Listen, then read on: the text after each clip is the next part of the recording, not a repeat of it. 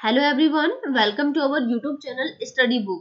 आज का job update है Hindustan petroleum corporation limited HPCL की साइड से।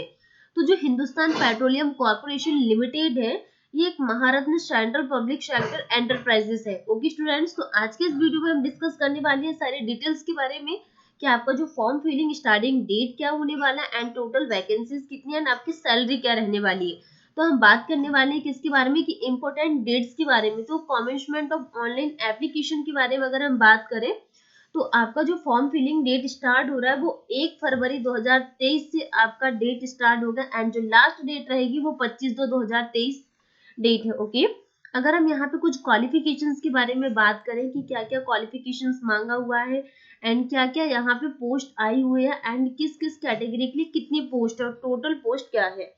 तो जैसे कि हम असिस्टेंट प्रोसेस टेक्नीशियन के लिए अगर हम बात करें तो जो क्वालिफिकेशंस मांगा हुआ आपका 60% एग्रीगेट मार्क्स होना चाहिए बीएससी में विद केमिस्ट्री के साथ। ओके, एंड 60% जो मार्क्स है आपके डिप्लोमा इन केमिकल इंजीनियरिंग और जो पेट्रोकेमिकल इंजीनियरिंग होती है, केमिकल इंजीनियरिंग, फर्टिलाइजर केमिकल, ठीक है। तो इस तरीके से यहाँ पे क्या है, ये क्वालिफिकेशंस मांगा हुआ। और जो 50% आपके मार्क्स है कैंडिडेट वो एसटी पीडब्ल्यूडी कैंडिडेट का इससे बिलोंग करना चाहिए।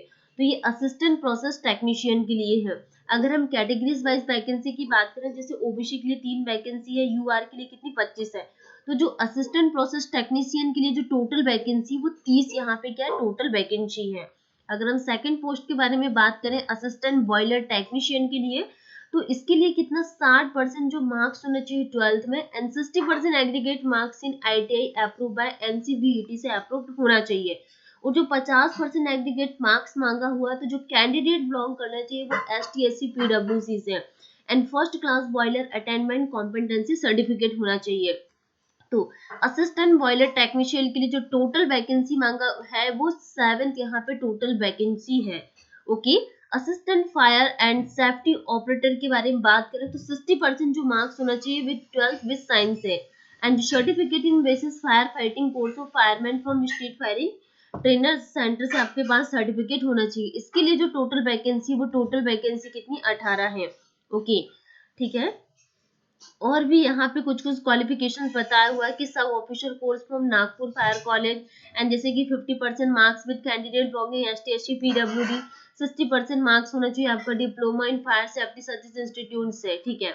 ये क्वालिफिकेशंस है। अगर हम assistant maintenance and technician electrical की बात करें तो इसके लिए जो क्वालिफिकेशंस है वो आपको 60% मार्क्स होना चाहिए डिप्लोमा, वो भी किससे, इलेक्ट्रिकल इंजीनियरिंग से एंड 60% एग्रीगेट मार्क्स आपका वही चीज डिप्लोमा वो इलेक्ट्रिकल इंजीनियरिंग इलेक्ट्रॉनिक्स इंजीनियरिंग वालों के लिए एंड जो 50% मार्क्स आपका होना चाहिए वो कैंडिडेट कहाँ से बिलोंग करना चाहिए एसटी पीडब्ल्यूसी से।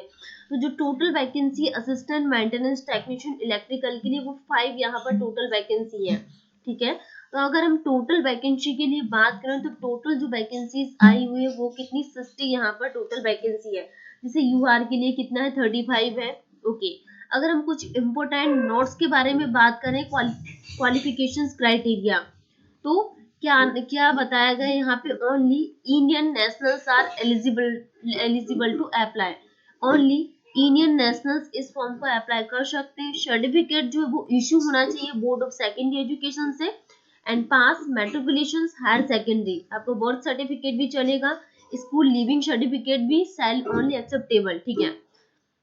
All the qualifying should be full time regular course होना चाहिए एंड जो रिकॉग्नाइज होना चाहिए वो एआईसीटी से, ठीक है, आपकी डिग्री होना चाहिए। क्वालिफिकेशन जो आपको ब्रांचेस है सब्जेक्ट जो मेंशन हुआ होगा, ठीक है, जैसे कि eligible qualification diploma degree ITI in other than the specified branches. Okay, जैसे candidate should have passed in all the semesters of the course. Okay, तो ये आपके कुछ इंपॉर्टेंट इंस्ट्रक्शंस है, ठीक है, जिससे मतलब आपकी जो डिग्री है कितने कितने परसेंट से बिलोंग करना चाहिए, आपका सीजीपीए क्या है, तो वो सारी चीजें यहाँ पे क्या है ये इंस्ट्रक्शंस लिखे हुए हैं। लिखा हुआ है कि broad description of duties for the above positions. अगर आपको मोर इन्फॉर्मेशन चाहिए तो आपको इसको पूरा रीड करना है कि जैसे असिस्टेंट प्रोसेस टेक्नीशियन के लिए क्या क्या यहाँ पे इंस्ट्रक्शंस है, असिस्टेंट बॉयलर टेक्नीशियन के लिए क्या है, assistant fire and safety operators के लिए क्या इंस्ट्रक्शंस है, असिस्टेंट मेंटेनेंस टेक्नीशियन इलेक्ट्रिकल के लिए क्या इंस्ट्रक्शंस यहाँ पे दिए हुए हैं।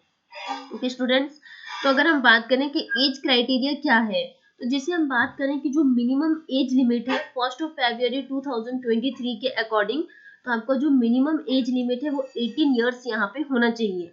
अगर हम मैक्सिमम एज लिमिट की बात करें 1 फरवरी 2023 के अकॉर्डिंग, तो 25 ईयर आपकी क्या मैक्सिमम एज यहाँ पे क्राइटेरिया मांगा हुआ है। अगर हम सिलेक्शन मेथोडोलॉजी की बात करें कि हाँ हमारा सिलेक्शन कैसे होने वाला है, तो candidates fulfilling of the mentioned eligibility criteria prospective position. Okay, ये कुछ यहाँ पे इम्पोर्टेंट चीज नहीं है।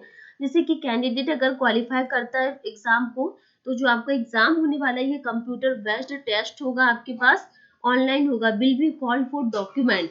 आप ये क्वालिफाई करोगे तो आपके पास फिर कॉल आएगा डॉक्यूमेंट वेरिफिकेशन के लिए, एंड देन उसके बाद स्किल टेस्ट के लिए आपके पास कॉल आएगा on the basis of category wise and position wise merit list.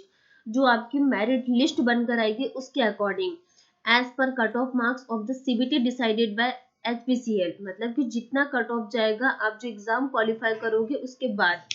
ठीक है, skill test shall be qualifier nature only. ठीक है, आपका स्किल टेस्ट होगा लास्ट प्रोसेस में in case a candidate found not to be certified.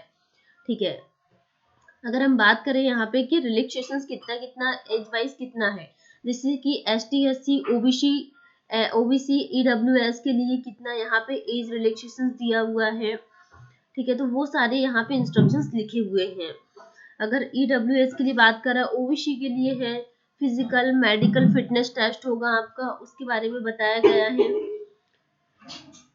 अगर हम package के बारे में बात करें कि आपकी सैलरी क्या रहने वाली है, remuneration package on post to the company basis. Okay, तो अगर हम बात करें remuneration for all the above position will be approximately कितना 7,52,000 7,52,000 per annum on post to company basis. तो जो पे स्केल रहेगी वो 27,500 से लेके 1 लाख तक आपकी क्या रहने वाली सैलरी रहने वाली है पोस्ट वाइज।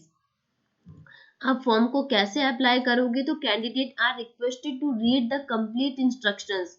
कैंडिडेट्स जो भी है वो सारे यहाँ पे कंप्लीट इंस्ट्रक्शंस को पढ़ना है, देन उसके बाद ही आपको क्या फॉर्म यहाँ पे फिल करना है। ओके, तो आप फॉर्म को कैसे अप्लाई करोगे, तो ये लिंक दी हुई है www.hindustanpetroleum.com पर आपको जाना है।